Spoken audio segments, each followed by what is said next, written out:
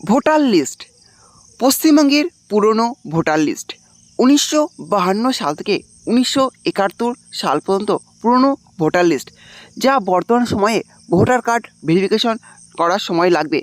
এই voter list কোথায় পাবেন, কীভাবে পাবেন, কীভাবে এই ভোটার লিস্ট ডাউনলোড করবেন, সবই আজকে ভিডিওর মাধ্যমে দেখতে পাবেন। হ্যাঁ, তার জন্য ভিডিওটি একটু স্কিপ না করে শেষ পর্যন্ত দেখতে থাকুন। আর অবশ্যই আপনি চ্যানেল নতুন হয়ে থাকেন তাহলে চ্যানেলটা অবশ্যই সাবস্ক্রাইব করে রাখবেন, যাতে এরকম গুরুত্বপূর্ণ আপডেট সবার আগে পেয়ে যান। ভোটার লিস্ট এখন বর্তমান সময় কিন্তু বিরাট গুরুত্বপূর্ণ, বিশেষ করে পুরনো ভোটার লিস্ট।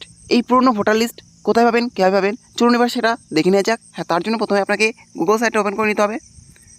দেখতে পাচ্ছেন আমি গুগল সাইট ওপেন করে নিয়েছি।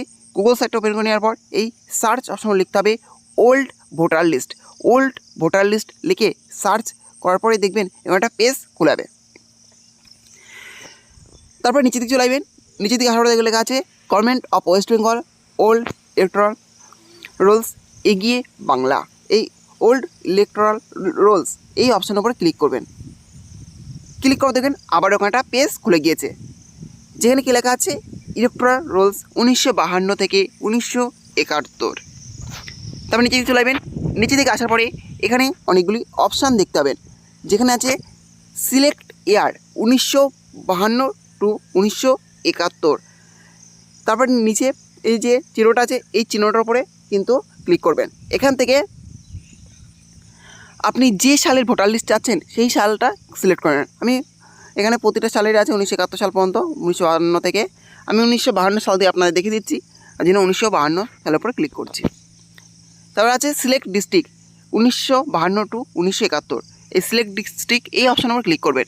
এখান থেকে আপনি যে ডিস্ট্রিক্ট বা যে জেলার থেকে লিস্ট দেখতে চাচ্ছেন বা জেলার লিস্ট চাচ্ছেন সেই জেলার উপরে ক্লিক করবেন। আমি চাচ্ছি নদিয়া জেলা, তাই নদিয়ার উপর ক্লিক করছি।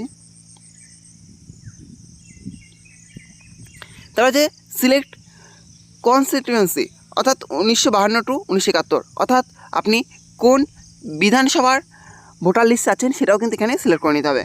এখানে দেখতে পাচ্ছেন পরপর দেওয়া আছে নদিয়া জেলার যে কটা বিধানসভা ছিল সেই সময়ে, সেইগুলো পরপর এখানে চলে এসছে।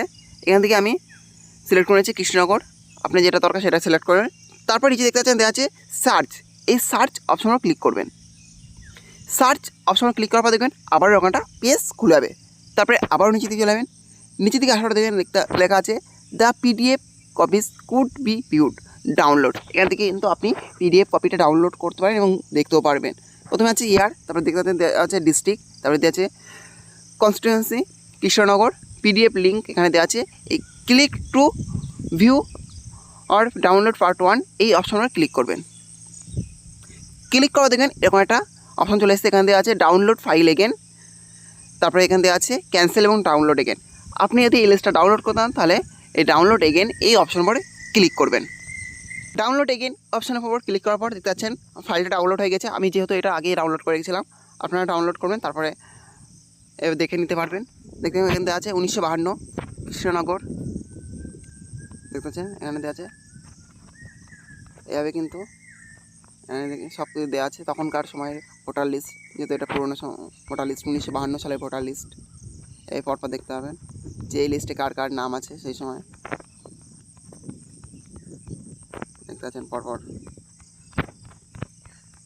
এভাবে কিন্তু আপনারা সহজেই ভোটার লিস্টটা ডাউনলোড করে নিতে পারেন। পুরনো ভোটার লিস্ট, যেটা কিন্তু বর্তমান সময়ে খুবই গুরুত্বপূর্ণ ভোটার কার্ড ভেরিফিকেশন করার সময়। দেখেন পরপর কিন্তু নাম আছে এইভাবে, দেখেন পরপর দেখে নেবেন। যাই হোক, এই ছিল আজকের আপডেট। যদি ভিডিওটি কোনো উপকারে আসে অবশ্যই ভিডিওটি লাইক বেশি বেশি করে শেয়ার করবেন এবং কমেন্ট করে জানাবেন যে ভিডিওটা কেমন লাগলো। আর এই ধরনের নতুন নতুন ভিডিও সবাইকে পাওয়ার জন্য অবশ্যই চ্যানেলটা সাবস্ক্রাইব করে রাখবেন।